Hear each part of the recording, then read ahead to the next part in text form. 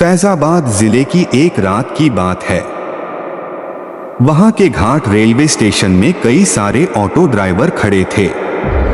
सभी सवारी आते ही एक एक करके उन्हें बैठाते और चले जाते थे। जैसे ही रात ज्यादा होने लगी, ज्यादातर ड्राइवर अपने घर को चले गए। उसी रात दुर्गेश ऑटो ड्राइवर भी घाट रेलवे स्टेशन पर था। वो भी दूसरे ड्राइवरों की तरह घर जाने ही वाला था। तभी उसे याद आया कि एक पैसेंजर ट्रेन आने वाली है। दुर्गेश और 3-4 ऑटो चालक उसी पैसेंजर ट्रेन के इंतजार भी जोर जोर से बारिश होने लग गई। रात तो थी ही, लेकिन बादलों की वजह से चांद की रोशनी भी नजर नहीं आ रही थी। बादल गरजते और बिजली चमकती तो कुछ उजाला नजर आता, वरना अमावस्या से भी ज्यादा काली रात हो गई थी। कुछ ही देर में पैसेंजर ट्रेन आई। दुर्गेश को ट्रेन से एक खूबसूरत सी लड़की उतरती हुई दिखी, जिसके कंधे पर एक बैग और हाथ में एक सूटकेस था। वो लड़की सीधे दुर्गेश के पास गई और कहने लगी कि मुझे रामपुर जाना है।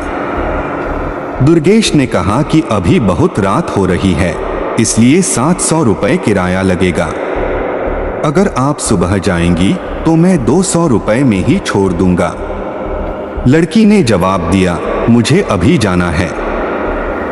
आप ले चलिए, मैं पैसे दे दूंगी। दुर्गेश ने कहा, मैडम आप पहले पैसे दे दीजिए, मैं आपको सही सलामत घर तक छोड़ दूंगा। लड़की बोली, अभी मेरे पास सिर्फ 300 रुपये हैं, आप ये रख लीजिए। घर पहुंचते ही आपको बचे हुए 400 रुपये दे दूंगी। इतना सुनते ही दुर्गेश ने कहा, ठीक है मैडम, आप ऑटो में बैठ जाइए। कुछ ही देर में दुर्गेश ने उस लड़की को उसके घर के पहुंचा दिया।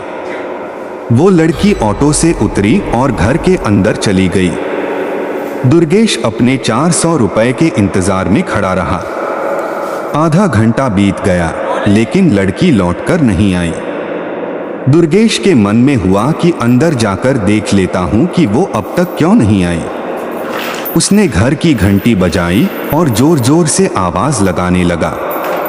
तभी एक बुढ़िया ने घर का दरवाजा खोला।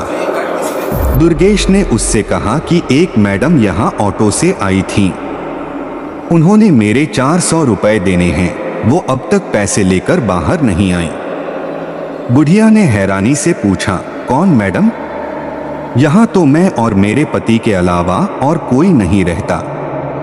हाँ, मेरी बेटी पहले रहती थी, लेकिन वो 5 सालों से यहाँ नहीं रह रही है। दुर्गेश बोलने लगा, क्यों, अब वो कहाँ रहती है? मैंने शायद आपकी ही बेटी को यहाँ तक छोड़ा है। आप एक बार अच्छे से देखिए। बातों ही बातों में दुर्गेश की नजर सामने दीवार पर गई। वहां उसी लड़की की तस्वीर लगी हुई थी, जिसे वो ऑटो में बैठाकर लाया था। दुर्गेश ने बुढ़िया से पूछा, वो दीवार पर जिसकी तस्वीर लगी है वो आपकी बेटी है? बुढ़िया ने जवाब दिया, हाँ, वो ही मेरी बेटी है। क्यों, क्या हुआ? तुम ऐसे क्यों पूछ रहे हो? जवाब सुनते ही दुर्गेश बोल पड़ा, माता जी, मैंने कहा था न कि मैं आपकी बेटी को ही घर लाया हूँ। यही मेरे साथ ऑटो में बैठकर आई थी। आप अब जल्दी से मेरे पैसे दे दीजिए।